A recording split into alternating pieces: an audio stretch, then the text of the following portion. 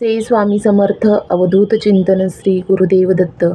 नमस्कार मंडळी, आपल्या कृपा त्या स्वामीरायाची या यूट्यूब चॅनलमध्ये तुमचे स्वागत आहे. ब्रह्मांड नायक श्री स्वामी समर्थ महाराजांच्या कृपेने तुमचा दिवस आनंदात जावो आणि तुमच्या सगळ्या चांगल्या इच्छा पूर्ण हो ही स्वामींचरणी प्रार्थना. स्वामी भक्तांनो, आपल्या सर्व परिसरामध्ये आपल्याला तुळशीचे रोपटे पाहायला मिळते. भारतीय संस्कृतीमध्ये तुळशीला अत्यंत महत्त्व आहे. ज्याच्या अंगणी तुळस असते त्याचे अंगण खूप सुंदर आणि सुशोभित दिसत असते. तुळशीशिवाय अंगणाला काहीच शोभा नसते. अशा या तुळशीच्या झाडाला जल अर्पण केल्याने काय घडते हे आज आपण पाहणार आहोत. व्हिडिओ हा खूप महत्त्वपूर्ण आहे, त्यामुळे शेवटपर्यंत नक्की बघा आणि चॅनलवर नवीन असेल तर चॅनलला सबस्क्राईब करा. चला तर मग जास्त वेळ न घालवता व्हिडिओला सुरुवात करूया. तुळशीच्या झाडामध्ये लक्ष्मी आणि विष्णूचा वास असतो. भगवान विष्णू तुळशीला प्रसाद दाखवल्याशिवाय कोणत्याही प्रसादाचा स्वीकार करत नाहीत. तुळशीला विष्णुप्रिया सुद्धा म्हटले जाते आणि म्हणजेच जो कोणी तुळशी मातेची पूजा करतो तो कधीही दारिद्र्य राहत नाही, तो कधीच गरीब राहत नाही. असा मनुष्य एखादे घोर पाप करूनही नरकामध्ये जात नाही. तुळशी मातेला फक्त जल अर्पण केल्यामुळे कोणते फळ मिळते हे आज आपण जाणून घेऊया. त्यासाठी तुम्हाला मी एक कथा सांगणार आहे. एकदा देवी सत्यभामा भगवान श्रीकृष्णांना विचारते की हे स्वामी, तुम्ही तर तिन्ही लोकांचे स्वामी आहात, मग तरीसुद्धा तुम्ही या तुळशीच्या झाडाची पूजा का करता? तुळशीच्या झाडाला नित्यनेमाने तुम्ही जल अर्पण का करता? या झाडाला जल अर्पण करण्याचे महत्त्व मला जाणून घ्यायचे आहे.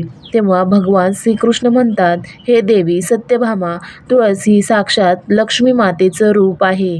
तुळशी मातेची नित्य पूजा करण्याचे अनेक फायदे आहेत. तुळशी मातेला जल अर्पण केल्याने मनुष्याचे अनेक जन्माची पापे नष्ट होतात.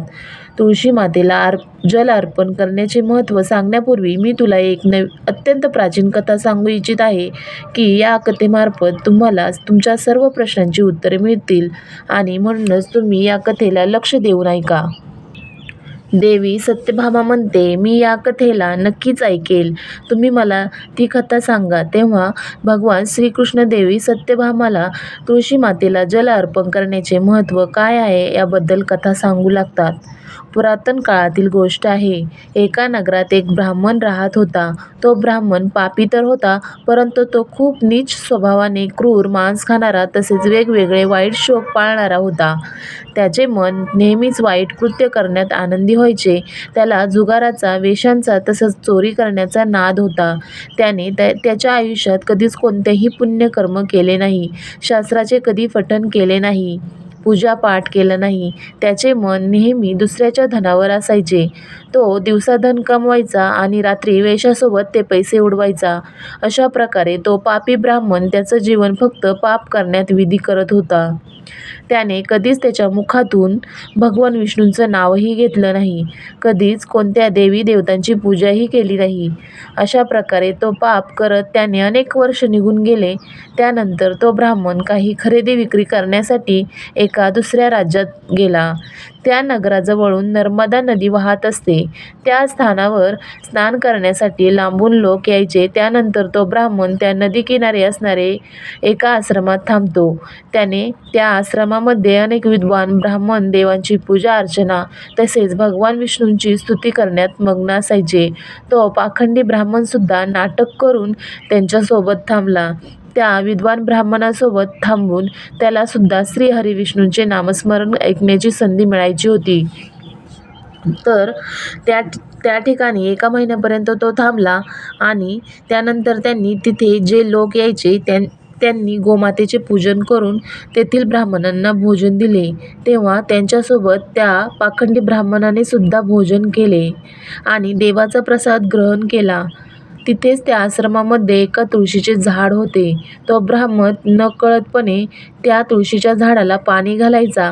त्याच्या मनात कोणत्याही प्रकारचा विचार नव्हता आणि तो काय करत होता हेही त्याला समजत नव्हते. तर रोज सकाळी उठून एका भांड्यामध्ये पाणी घेऊन तुळशीच्या झाडाला जल अर्पण करत असे. एके दिवशी तो त्या आश्रमात झोपला होता, तेव्हा त्या ठिकाणी एक साप आला आणि त्या सापाने त्याला झोपेतच दंश केला. त्या पापी ब्राह्मणाचा झोपेतच मृत्यू झाला. सकाळी जेव्हा बाकीच्या ब्राह्मणांनी त्याला बेशुद्ध अवस्थेत पाहिले, तेव्हा त्यांनी त्याच्या मुखामध्ये तुळशीपत्र आणि जल टाकले. त्यानंतर सर्व ब्राह्मणांना समजले की त्याचा मृत्यू झाला आहे. त्या पापी ब्राह्मणाच्या मृत्यूनंतर त्या ठिकाणी यमाचे दूत प्रगट झाले आणि त्यांनी त्याला घेऊन यमलोकात जाऊ लागले. रस्त्यात ब्राह्मण विलाप करू लागला आणि यमदूतांना म्हणू लागला की हे यमदूता, तुम्ही मला कुठे घेऊन चालला आहे? माझा मृत्यू कशामुळे झाला आहे? तेव्हा यामधून यमदूत म्हणू लागले की अरे दुष्ट ब्राह्मणा, तू जन्मापासून मृत्यूपर्यंत असंख्य पाप केले आहेस आणि तुझ्या या पापामुळे तुला एका सापाने दंश केला आहे आणि तुझा मृत्यू झाला आहे. आता आम्ही तुला यमलोकात घेऊन चाललो आहोत. तिथे यामध्ये तुझ्या पापकर्माचा लेखाजोखा पाहणार आहेत आणि निश्चितच तुला नरकात पाठवतील. त्यानंतर तो ब्राह्मण जोराजोरात विलाप करू लागला आणि यमदूतांसमोर क्षमा याचना करू लागला. परंतु यमदूतांना त्या ब्राह्मणावर थोडीसुद्धा दया आली नाही आणि ते त्याला मारत मारत यमलोकात घेऊन गेले. जेव्हा यमाचे दूत त्या ब्राह्मणाला घेऊन यमराजाच्या समोर पोहोचले, तेव्हा त्या यमराज सोबत बसलेल्या चित्रगुप्ताने त्या ब्राह्मणाच्या जन्मापासून ते मृत्यूपर्यंत सर्व लेखाजोखा काढला आणि यमराजाला म्हणाले, हे महाराज, या ब्राह्मणाने तर जन्मापासून मृत्यूपर्यंत पापच पाप केले आहे. याने कोणतेही पुण्याचा कर्म केले नाही. हा तर मोठा पापी आहे. याला तर ताबडतोब नरकात टाकायला हवा. तेव्हा यमराज म्हणाले, हे दूत, जीवनभर पाप करणाऱ्या या ब्राह्मणाला तुम्ही घेऊन जा आणि याला त्या कुंभीपाक नावाच्या नरकात टाकून द्या. यमराजाच्या आज्ञेचे पालन करत ते दूत हसत हसत त्या ब्राह्मणाला कुंभीपाक नरकात घेऊन गेले. त्या नरकात भयंकर मोठे तेलाचे मडके भरले होते, ज्यामधील तेल उकळत होते आणि त्या यमदूताने त्या ब्राह्मणाला उकळत्या तेलामध्ये टाकले. परंतु जसे तो ब्राह्मण त्या उकळत्या तेलामध्ये पडला, ते तेल एकदम थंड पडले आणि या विचित्र घटनेला पाहून त्यांना खूप आश्चर्य वाटले. असे पूर्वी कधीच झाले नाही. यमदूतांनी यापूर्वी अशा कित्येक पापी लोकांना त्या उकळत्या तेलामध्ये टाकले होते, परंतु त्या तेलामध्ये ते पापी पडल्यानंतर तडफडायचे. परंतु जसा तो ब्राह्मण तेलामध्ये पडला, तर ते तेल अचानक शांत झाले आणि थंड झाले. हा सर्व प्रकार पाहून यमदूत धावतच यमराजाकडे गेले. यमराजाने विचारले, हे दूत, काय झाले? इतक्या तीव्र गतीने धावत का येत आहात? तेव्हा ते दूत म्हणतात, हे यमराज, तुम्ही ज्या ब्राह्मणाला कुंभीपाक नावाच्या नरकात टाकायला सांगितले हो, तसा आम्ही त्याला त्या नरकात टाकले. तिथे एक मडके होते, त्यामधील तेल उकळत होते आणि तो ब्राह्मण तेलामध्ये पडताच तेलसुद्धा शांत झाले. तेव्हा यमराज म्हणतात, हे दूत, ही खूप विचित्र घटना आहे. असे तर पूर्वी कधीच झाले नाही. यमराज विचार करत असतो. इतक्यातच तिथे देवर्षी नारद म्हणून येतात. नारद मुनींना पाहून यमराज अत्यंत प्रसन्न होतात आणि त्यांना प्रणाम करून तुमचे स्वागत आहे असे म्हणतात. त्यानंतर यमराज नारद मुनींना म्हणतात, हे देवांचे देवर्षी, तुम्ही योग्य वेळा आले आहात. आम्ही आज एका अत्यंत पापी ब्राह्मणाचा लेखाजोखा पाहून त्याला कुंभी नावाच्या नरकामध्ये टाकले आहे. परंतु जसा तो तेलामध्ये पडला, तसे ते तेल शांत झाले. आणि देवर्षी नारद म्हणतात, हे यमराज, तुम्ही ज्या ब्राह्मणाला कुंभीपाक नावाच्या नरकात टाकले आहे, तो त्या नरकात टाकणे योग्य नाही. कारण त्या ब्राह्मणाद्वारा नकळत असे काही कर्म झाले आहे की जे कर्म या नरकाचे नाश करणारे आहे. जो मनुष्य शेवटी पुण्य करणाऱ्या लोकांसोबत राहत होता, त्याला त्याच्या पुण्याचा भाग नक्कीच मिळतो. आणि हा ब्राह्मण तर एक पूर्ण महिना भगवान विष्णूंच्या भक्तांसोबत राहिला आहे. या ब्राह्मणाने आश्रमात राहून नित्याने तुळशी मातेला जल अर्पण केले आहे. म्हणूनच हा मोठा पुण्यवान बनला आहे. याचे सर्व पाप नष्ट झाले आहे. हा ब्राह्मण आता विष्णू लोकात जाण्यास पात्र ठरला आहे.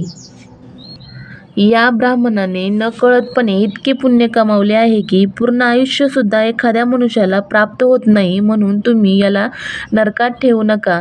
या ब्राह्मणाने जे काही पाप केले आहे त्यासाठी त्याला फक्त दंड द्या की तुम्ही नरकाचे दर्शन घडवा. आदी वचन नाराज म्हणून ऐकून यमराज अत्यंत प्रसन्न होतात आणि त्या ब्राह्मणाला कुंभीपाक नरकातून काढून घेऊन येतात आणि यमराज दूतांना म्हणतात की हे दूत, या ब्राह्मण महात्म्याला घेऊन जा आणि सर्व नरकांचे दर्शन घडवून आणा. आणि त्यानंतर यमांचे दूत ब्राह्मणाला घेऊन जातात, संपूर्ण नरकाचे दर्शन घडवून आणतात.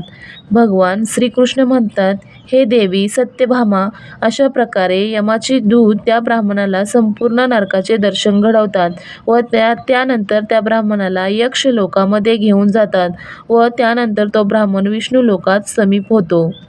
एखाद्या मनुष्याला जे पुण्य प्राप्त होत नाही ते तुळशीला जल अर्पण केल्याने पुण्य प्राप्त झाले. श्रीकृष्ण म्हणतात, हे देवी, वनस्पतीमध्ये मला तुळस प्रिय आहे, महिन्यामध्ये मला कार्तिक मास प्रिय आहे, तिथीमध्ये मला एकादशी प्रिय आहे आणि क्षेत्रामध्ये मला द्वारिका प्रिय आहे. म्हणून जो मनुष्य नित्यनेमाने तुळशी मातेची पूजा करतो, तुळशी मातेला जल अर्पण करतो, तो मला सर्वात जास्त प्रिय आहे. त्या मनुष्याची कधीच दुर्गती होत नाही आणि तो कधीच नरकात जात नाही. ज्या घरामध्ये तुळशीचे झाड नेहमी हिरवेगार असते, अशा घरामध्ये नेहमी सुख, शांती आणि समृद्धी येते. विष्णूच्या पूजनामध्ये तुळशीपत्र चढवल्यास तेव्हा विष्णूही प्रसन्न होतात, कारण तुळशीपत्राशिवाय भगवान विष्णू कोणत्याही प्रकारचा प्रसाद स्वीकार करत नाही. म्हणून प्रत्येक घरामध्ये तुळशीचे झाड असायला हवे. जर तुमच्या घरामध्ये तुळस असेल तर सुख, शांती आणि समृद्धीसाठी तुळस मातेला चुनरी अर्पण करा. हे नेहमी लक्षात ठेवा की तुळशीचे झाड हे चुनरीशिवाय अपूर्ण असते. तुळस हे फक्त झाड नाही तर ती साक्षात देवी माता लक्ष्मी आहे. तुळशी विष्णू प्रिय आहे आणि म्हणून हे नेहमी लक्षात ठेवा की तुळशीचे झाड हे चुनरीशिवाय अपूर्ण असते. म्हणूनच मातेला चुनरी अवश्य द्यायला हवी. यामुळे पती पत्नीमध्ये प्रेम आणि विश्वास वाढतो. घरामध्ये राहणाऱ्या स्त्रिया नेहमी सौभाग्यवती राहतात. तुळशीचा विवाह सुद्धा अवश्य करावा. त्यामुळे मनुष्याच्या सर्व दुःखांचा अंत होतो आणि सांसारिक जीवनाधिक सुखमय होते. तुळशीच्या झाडाजवळ कधीही अपशब्द बोलू नयेत. तुळशीच्या झाडाजवळ चुकूनही चपला किंवा झाडू ठेवू नये. या गोष्टीला पाप समजले जाते. जिथे तुळशीचे झाड आहे त्याच्या आसपास थुंकणे सुद्धा घर पाप समजले गेले आहे. तुळशीच्या जवळ जलाने भरलेले पात्र सुद्धा ठेवू नये. तुळशीच्या जवळ जेव्हा आपण एखादा दिवा लावतो तेव्हा तो दिवा विझल्यानंतर तिथून ताबडतोब काढून घ्यावा, कारण तुळशीच्या जवळ विझलेला दिवा ठेवणे अशुभ समजले गेले आहे. ज्या ठिकाणी तुळशीचे झाड आहे ते ठिकाण नेहमी स्वच्छ ठेवायला हवे आणि म्हणूनच नित्यनेमाने तुळशीच्या झाडाच्या सभोवताली स्वच्छता ठेवायला हवी. तुळशीच्या झाडाच्या शेजारी शिवलिंग आणि गणपतीची प्रतिमा ठेवू नये. त्याचबरोबर तुळशीच्या कुंडीमध्ये दुसऱ्या कोणत्याही प्रकारचे झाड लावणे अशुभ समजले गेले आहे. तुळशीच्या झाडाजवळ ओले कपडे सुद्धा वाळवू नयेत. मांसाहार करून तुळशीचे पान खाऊ नये. पान तोडू नये. यामुळे तुळशी मातेचा अपमान होतो. आपल्याला जेव्हा देवकार्यासाठी तुळशीपत्र लागत असतात त्यावेळी आदल्या दिवशी तुळशी मातेला विनवणी करावी आणि दुसऱ्या दिवशी तुळशीपत्र तोडत आहे असे सांगून तुळशी मातेचे तुळशीपत्र तोडून घ्यावे. जर तुळशीची पाने सुकत असतील तर खाली पडत असतील तर त्यांना कचऱ्यामध्ये टाकू नये. त्या पानांना तुम्ही तुळशीमध्येच दाबून ठेवा. रविवारच्या दिवशी तुळशीची पाने तोडू नयेत आणि रविवारी तुळशी मातेला जल अर्पण सुद्धा करू नये. अन्य दिवशी तुळशी मातेला न चुकता जल अर्पण करावे. स्त्रियांनी कधी तुळस तोडू नये. संध्याकाळच्या वेळी तुळशीजवळ दिवा नेहमी लावावा. जी स्त्री अंघोळ केल्यानंतर त्यांचे केस ओले आहे मोकळे ठेवून तुळशी मातेला जल अर्पण करतात असे करणे चुकीचे आहे. तुळशी मातेची योग्य प्रकारे सेवा पूजा केल्याने आपल्याला तुळशी मातेचा आशीर्वाद मिळतो, लक्ष्मी मातेचा आशीर्वाद मिळतो. आता घरात लक्ष्मी मातेचे म्हणजेच तुळशी मातेचे झाड लावताना कोणती काळजी घ्यायची आहे ते आपण पाहणार आहोत. तुळशी मातेचं झाड लावताना वापरली जाणारी माती ही दूषित नसावी. तुळशीच्या झाडांसाठी स्मशानाशेजारची किंवा घाणेरड्या ठिकाणची माती वापरू नये. तुळशी माता नाराज होते आणि ती सुकू लागते. तुळशीचे झाड कधीही घाणेर या ठिकाणी लावू नये किंवा बाथरूमच्या शेजारी तुळशीचे झाड लावू नये. तिथे झाडाची कुंडी देखील ठेवू नये. घरातील तुळशीचे झाड कधीही सुकू नये. घरातील तुळशीचे झाड सुकत असेल तर घरातील सुख समृद्धी नष्ट होते. सुकलेल्या तुळशीमध्ये माता लक्ष्मीचा वास नसतो. शास्त्रानुसार मासिक धर्माच्या वेळी महिलांनी तुळशीच्या झाडाला पाणी अर्पण करू नये आणि तुळशी मातेला स्पर्श सुद्धा करणे वज्र मानले गेले आहेत. तुळशी मातेला अंघोळ न करता स्पर्श करू नये किंवा जल देखील अर्पण करू नये. त्याचबरोबर पायामध्ये चप्पल घालून तुळशी मातेला जल अर्पण करू नये. तसेच तुळशी मातेला जल अर्पण करताना ते जल तुमच्या पायावर पडू नये. असं झाल्यामुळे तुळशी मातेचा अपमान होत असतो. भगवान श्रीकृष्ण म्हणतात, नित्य जो तुळशी मातेचे दर्शन करतो आणि त्या मनुष्याला स्वर्गाची प्राप्ती होत असते. तुळशीपत्राच्या सेवनाने त्याचे सर्व पाप नष्ट होतात. तुळशीचे झाड नेहमी घराच्या समोर लावायला हवे. तुळशीच्या झाडाला पूर्व किंवा उत्तर दिशेला लावण्यात सर्वाधिक शुभ समजले गेले आहे. शास्त्रानुसार ज्या झाडापासून हिरव्या कळ्यांची उत्पत्ती होत असते ज्या झाडाला काटे असतात तेच झाड तुळशीजवळ ठेवणे अशुभ समजले गेले आहे.